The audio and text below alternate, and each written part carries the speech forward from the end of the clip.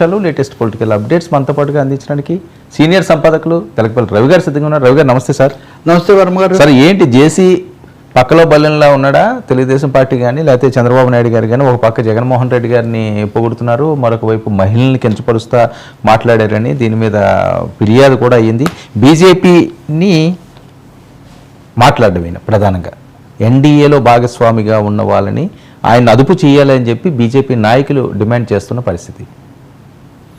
Problem ఏంటంటే ఆయన మామూలుగానే జేసీ బ్రదర్స్ కొంచెం విడ్డూరంగా మాట్లాడతారు, కొన్నిసార్లు వికృతంగా కూడా మాట్లాడతారు. కానీ అన్నదమ్ములు ఇద్దరికి రాజకీయాల మీద మటుకు కొంచెం గ్రిప్ ఉంటుంది, నాయకుల మీద వీటి మీద. ఇంకోటేమో ఈ జేసీ ప్రభాకర్ రెడ్డి అయితే ఈ మధ్య కొంచెం ఇదిగా మాట్లాడుతున్నాడు. తాడిపత్రి చైర్మన్ కూడా ఆయన, అది వరకు శాసనసభ్యుడు కూడా. ఈ విషయంలో మాటలను బట్టి కంటే రాజకీయంగా వైరుధ్యాలు ఎలా తీవ్రమవుతున్నాయనేది నాకు ప్రధానంగా కనిపిస్తుంది. ఈయన చైర్మన్ వాళ్ళు జేసీ పార్క్లోనే ఎక్కడో జనవరి 1వ తారీఖు అంటే డిసెంబర్ 31 న్యూ ఇయర్ ఇది జరిపినప్పుడు భారీగా మహిళలు అక్కడికి వచ్చారు. వస్తే ఈ మాధవీలత ఆమె, మీరు పేరు తీశారు కాబట్టి లేకపోతే ఆమె గురించి అనాలని నాకేం లేదు, కానీ ఆమె బీజేపీ నాయకురాలు కూడా అనుకుంటాను. ఆమె మాట్లాడుతూ అక్కడంతా డ్రగ్స్, ఆ పార్క్ అంతా కూడా చాలా ఇది, పైగా ముసుగులు పెట్టుకోవడము. ఇదైతే ముసుగులు అంటే ముస్లింలు అనేది మనం ఇక్కడ అర్థం చేసుకోవాలి. బురఖాలు పెట్టుకొని ఇవన్నీ చాలా చేయించడానికి ఇదంతా వస్తున్నారు, చాలా దూరంగా ఉండండి అని ముందుగా ప్రకటన చేశారు. ఇది నిజంగా ఇది కూడా మహిళలను కించపరచడమే. ఇప్పుడు మహిళలన్నా అసలు మీరెవరు, పురుషులు అయితే వెళ్తే వాళ్ళకేమి ఇదేవతా, ఈ మహిళలకు అక్కడ ఏదో జరుగుతుంది ఈ పద్ధతిలో చెప్పడం అన్నది. బురఖా అన్నది కర్ణాటక పక్కనే ఉంటుంది అనంతపురం, వాళ్ళ మీద ఈ ప్రభావం చాలా ఎక్కువగా ఉండేటటువంటి అవకాశం కూడా ఉంది. సో దాంతో ఆమె అలా వీడియో విడుదల చేసేసరికి జేసీ ప్రభాకర్ రెడ్డి స్వభావ సిద్ధం కదా, ఆయన చాలా తీవ్ర స్థాయిలో విరుచుకుపడ్డాడు. అసలు మేము అంతా చాలా బాగా చేసాము, అటువంటిది ఇలా మాట్లాడతారా అని ఇంకా అక్కడి నుంచి ఈయన తన నోటికి ఈయన పని మొదలు పెట్టాడు. ఒకటి, అసలు నువ్వు చాలా ఇదిగా ఉన్నావు, అలా ఉన్నావు, ఇలా ఉన్నావు అని ఆమె మీద కాకపోతే వీళ్ళ ఊర్లో 2 నెలల పాటు సినిమా షూటింగ్ కూడా చేసేట ఆవిడ. ఈయన కూడా చైర్మన్ కదా, ఇప్పుడు ఆ ఊళ్ళో తాడిపత్రి మీద వీళ్ళ గ్రిప్ చాలా ఎక్కువ. అది వాళ్ళు కొంత డెవలప్ చేస్తారు కానీ అంత గ్రిప్లో ఉంచుకుంటారు. దీని ఇంకో కోణం కూడా నేను మీకు చెప్తాను తర్వాత. కాబట్టి ఇక్కడ సమస్య ఏమొచ్చిందంటే ఈయన మాట్లాడినప్పుడు మహిళలను న్యూ ఇయర్స్ డే కానీ వాలంటీర్స్ డే కానీ ఇంకోటి కానీ వీళ్ళు ఎవరండి, అసలు ఎవ్వరు ఏం చేయాలి ఏంటని పదే ప్రతి దాని మీద కర్ణాటకలో శ్రీరామ్ సేన అని, ఈవెన్ హైదరాబాద్లో కూడా ట్యాంక్ బండ్ మీద ప్రేమికులను పట్టుకోవడం, వీళ్ళెవరు ఏమన్నా ప్రపంచానికి పోలీసులా వీళ్ళకి రక్షణ ఇది వీళ్ళకి కల్పించారా? కాబట్టి ఆమెకు ఏమైనా నిర్దిష్టంగా ఫిర్యాదు ఉంటే అధికారంలో ఉన్న పార్టీగా కేంద్రానికి రాష్ట్రానికి కూడా ఆమె చెప్పుండొచ్చు. కానీ ఎప్పుడైతే మాధవీలత గారు ఎప్పుడైతే ఇలా మాట్లాడారో ఆయన ఇంకా సహజ శైలిలో రెచ్చిపోయి నువ్వు అలా ఉంటావు ఇలా ఉంటావు మీరా మాకు చెప్పేది ఇవన్నీ మాట్లాడారు.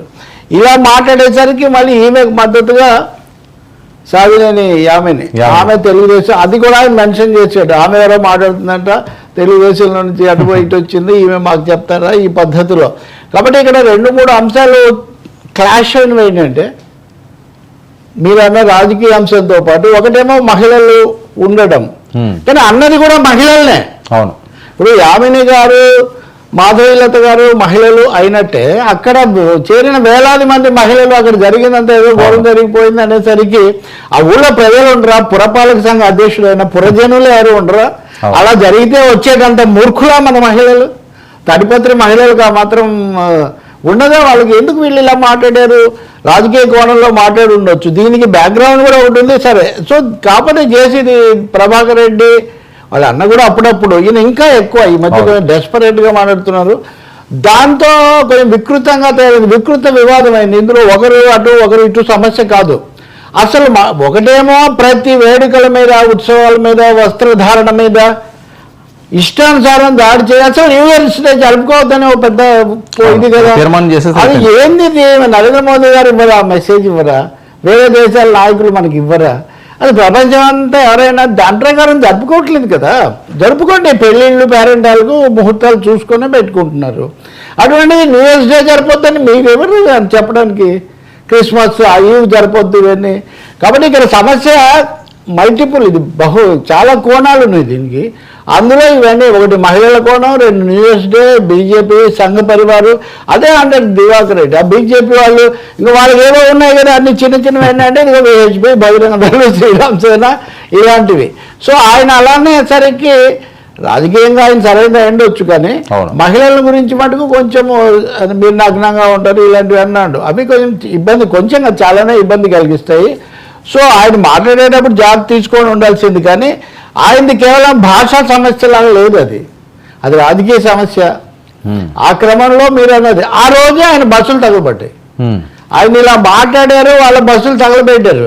అసలు వీళ్ళే లంకా దహనం చేయగలిగినంత సమర్థులైనటువంటి అన్నదమ్ములు వాళ్ళ బస్సులు వాళ్ళ ఊళ్ళో తగలబెట్టేసరికి అది చాలా సమస్య అయింది. అప్పుడు మీరు అన్న జగన్ ప్రస్తావన అప్పుడు వచ్చింది. ప్లీజ్ చేయండి. నేను కంప్లైంట్ కూడా చేయను అని చెప్తారు. జగన్ నేను రా బస్సులు నిలబెట్టించినాడు, ఈ బీజేపీ గవర్నమెంట్ లో బస్సులు తగలబెట్టాడు. అంతకన్నా నీచం ఉందా? ఏమైంది? 300 పోతేనే అమౌంట్ అసలు ఇది వెళ్తాను నేను. అదే కొంచెం అనకూడదు, నేను తప్పు. వాళ్ళు చాలా మంచోళ్ళు. దానికన్నా తప్పు ఏదంటే ఆ మాట వాడతాను నీకు, నాకు తెలియదు తప్పు మాట. అనుకోవడం ఇన్సల్ట్ హెల్ప్ చేయంటారు. అయ్యో లాట్ ఆఫ్ రెస్పెక్ట్ లేదు. కాల్చి ఏం చేసుకున్నారా? ఏం చేసుకున్నారు? లేదు పీకినారా? జగన్ రెడ్డి మేలు మంచోడు, జగన్ రెడ్డి మేలు మంచోడు. ఆ బస్సు ఆడలేదు, బస్సు నిలబెట్టించినట్టు నిలబెడితే. ఇప్పుడు ఈ తాడిపత్రి తగాదాల, తాడిపత్రి కల్లోలం, అశాంతి, మీరు ఏదన్నా పేరు పెట్టండి, దీనికి లోతైన మూలాలు ఉన్నాయి, వేళ్ళు ఉన్నాయి.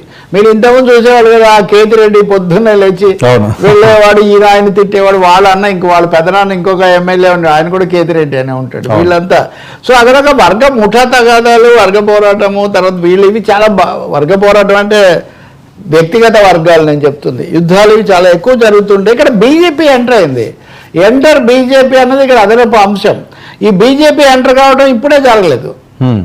ఆదినారాయణ రెడ్డి కడపలో తెలుగుదేశం వైసీపీ చూసి ఆయన బీజేపీలోకి వచ్చిన తర్వాత ఆయన అదానికి అడ్డం పడ్డాడు. ఆయన ఏదో ఫ్యాక్టరీ పెడుతుంటే ఆయనకు ఫ్లై యాష్ తాడిపత్రి నుంచి అనంతపూర్ నుంచి పోవాలి, రోజుకు 100 లారీలు తీసుకుపోతున్నారు. దీనివల్ల మా రోడ్లు దెబ్బతింటున్నాయి ఒక పంచాయతీ. రెండవది మాకిన్ని 120 లారీలు పెట్టుకొని మా దాంట్లో కాకుండా వేరే దాంట్లో ఎట్లా తీసుకుపోతారని ఈయన పంచాయతీ. సో దీంతో ఇది బహుశా ఆదినారాయణ రెడ్డి జేసీ ప్రభా సోదరుల యొక్క వైరం, వివాదం దీని వెనక ఉన్నట్టుగా మనకు స్పష్టంగా అర్థమవుతుంది. ఇంకా జగన్ రెఫరెన్స్ వెనకటికి మనకు ఒక కథ ఉంది. ఒకరెవడో బందిపోటు చచ్చిపోతూ వాళ్ళ అబ్బాయిని పిలిచాడంట. నాయనని ఇలా ఆఖరికి వరకు ఏంది అంటే, ఏం లేదు, ఒకటే అందరు నన్ను బతికినంతకాలం దుర్మార్గుడు అన్నారా, నువ్వు నన్ను మంచివాడు అనిపించరా అని ఒకటి చెప్పాడంట. సో వీడేం చేశాడు, ఇంకా తర్వాత వాళ్ళ నాన్న రోడ్డు మీద వెళ్ళి వాళ్ళందరినీ కొట్టి దోచుకునేవాడు. వీడు కొట్టి దోచుకోవడమే కాకుండా కొంతమందిని ఇంకా హింసించడము, కొంతమంది తల్లను నరకడం మొదలు పెట్టాడు. వీళ్ళు నాన్నే మంచోడరా, వాడు ఊరికి డబ్బులు లాక్కొని వదిలేసేవాడు, వీడేమో తలలు కూడా తీసేస్తున్నాడు, వీడు మరీ దుర్మార్గుడు అన్నారు. ఇప్పుడు పరిస్థితి ఆయన చెప్పేది అటువంటిదే. జగన్ మన బస్సులు ఆపేసాడు అంతే, మీరేమో బస్సులు తగలబెట్టారు మొత్తం.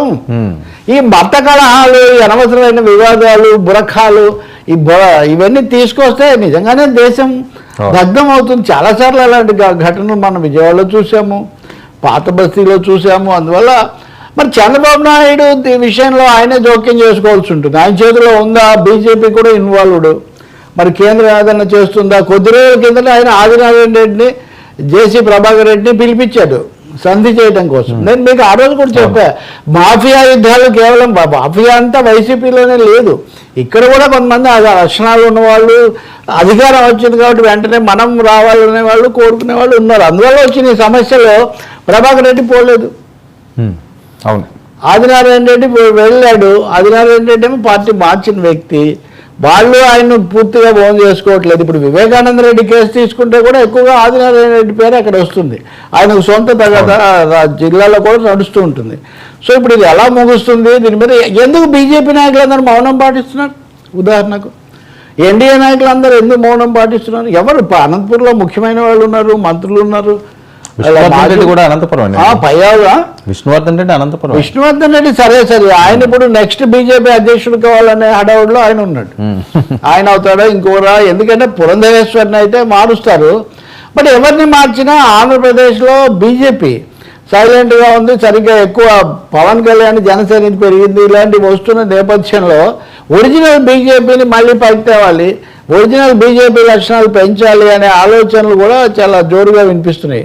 సుజనా చౌదరి లాంటి పేరు కూడా వచ్చింది, కానీ ఆయన ఒరిజినల్ కాదు కదా, కాబట్టి అది ఉండదు అన్నారు. ఇప్పుడు ఈరోజు విజయవాడలో ఈరోజు రేపు విరాట్ హిందూ సమ్మేళనం లాంటిది ఒకటి జరుపుతున్నారు. దాని ముఖ్యమైన లక్షణం ఏంటి? దేవాలయాలు మళ్ళీ హిందువులుగా ఇవ్వాలి, ప్రభుత్వ జోక్యం ఉండకూడదు. అంటే చాలా విషయాల్లో హిందుత్వ ఎజెండా పెంచే ఒక పెద్ద ప్రయత్నం జరుగుతుంది. మరి అనంతపూర్ లాంటి చోట ఇంత గొడవ జరుగుతుందంటే అది కూడా తెలుగుదేశాన్ని కూడా ఇబ్బందుల్లో పెట్టేటంత జరుగుతుందంటే తప్పకుండా అంతర్గత కారణాలు ఉండాలి. ఏమవుతుందో కానీ ఇదైతే మంచిది కాదు. దీని మహిళలను గురి చేయటము, పరస్పరంగా వికృతంగా వాదించుకోవటము, మూడోదేమో బురఖాలు అది అని మతపరమైన వికృతి తీసుకురావడం కొంచెం ఎక్కువే ఉంటారు ఆ ప్రాంతంలో, ఆ ఊళ్ళో కూడా. బట్ ఇదేం మంచిది కాదు. దీన్ని పైగా న్యూ ఇయర్స్ డే అనేది సంతోషంగా శుభారంభం కోసం జరుపుకునేది కాస్త ఇలాంటి వికృతమైన అసభ్యమైన వీటికి దారి తీయకూడదు. అంతర్గత వివాదం అనుకోవాలి. ఎన్డీఏ మరి ఏం చేస్తుందో ఇప్పటివరకు మాట్లాడకపోవడం ఆశ్చర్యం, ఎందుకంటే ఇది 2-3 రోజుల నుంచి నడుస్తుంది. రాత్రి కూడా చూసాం. ఇప్పటివరకు కొంతమంది స్పందిస్తున్నారు సార్, అంటే టాప్ లీడర్స్ ముఖ్యమైన నాయకులు కానీ ఏం స్పందించారు వాళ్ళు? అదే ఈ రకంగానే జేసీని కట్టడి చేయాలి, ఇష్టం మాట్లాడుతున్నారు. మరి వాళ్ళని కూడా కట్టడి చేయాలి కదా. ఇప్పుడు ఆయన ఇంకోవన్నీ మాట్లాడాడు. ఇప్పుడు అదే ఆ నోరు ఇంకా తెరిస్తే అంతే. ఆయన అదే కదా తనంతా నన్ను మాట్లాడించొద్దని తన నోరు మీద తనకే ఇది లేదు. కాబట్టి అలానే ఇంతకుముందు కూడా మీరు చూస్తే జేసీ దివాకర్ రెడ్డి అనంతపూర్లో ఒక స్వామీజీ ఊరి బయట ఉండి చాలా కుట్రలు ఇదంతా చేస్తున్నాడని ఆశ్రమం మీదకి వెళ్ళాడు. తెలుగుదేశంలో ఉండి, తెలుగుదేశం ప్రభుత్వం ఉండగానే, ఆ స్వామి పేరు నాకు గుర్తు రావట్లేదు, దాన్ని ఆక్రమించారు వాళ్ళందరూ కూడా. ఆ స్వామి అక్కడి నుంచి పారిపోయాడు. సో ఇలాంటివి కొన్ని చేస్తుంటారు వాళ్ళు. కాంగ్రెస్ నేపథ్యం మనం అది కూడా గుర్తుపెట్టుకోవాలి కదా. అండ్ వీళ్ళిద్దరూ ముఖ్యంగా చేసి వైసీపీలో చేరడానికి 2014లో మ్యాక్సిమం ట్రై చేశారు పూర్తి స్థాయిలో. ఆయన ఒకరు, ఇంకా విశాఖపట్నంలో ఒక ఆయన ఉన్నాడు. వీళ్ళకి సమస్య ఎక్కడ వచ్చిందంటే జగన్ అన్న నువ్వు వస్తే తీసుకుంటా కానీ నీ తమ్ముళ్ళందరినీ నేను తీసుకోను, అదే ఆయన ఫిలాసఫీ. సో ఆయన నా టర్మ్స్లో రావాలన్నాడు, అక్కడ కుదరలేదు. కాబట్టి ఇంకోటేమో రాయలసీమ కాబట్టి రెడ్లు, ఈ రాజకీయము ఈక్వేషన్స్ కూడా ఉంటాయి కాబట్టి కూడా ఆయన జగన్ పేరు అని ఉండొచ్చు. దీని వైసీపీ వాళ్ళు వాళ్ళ ఛానల్లో పత్రికలో దీన్ని చాలా ఎక్కువగా పదే చూపిస్తున్నారు. రేపు పొద్దున్నే జేసీ ప్రభాకర్ రెడ్డి మీరు పూర్తి భిన్నంగా మాట్లాడితే కూడా నేనేం ఆశ్చర్యపోను. నేను వాళ్ళని తిట్టడానికి మేము అన్నాను కానీ నువ్వు చేసిన దానికి మళ్ళీ నేను మొహం చూస్తానా అది ఇది అని కూడా ఆయన మాట్లాడతాడు. వాళ్ళకి ఏదైనా చేయగలుగుతారు వాళ్ళు. కానీ ఒకటే అండి,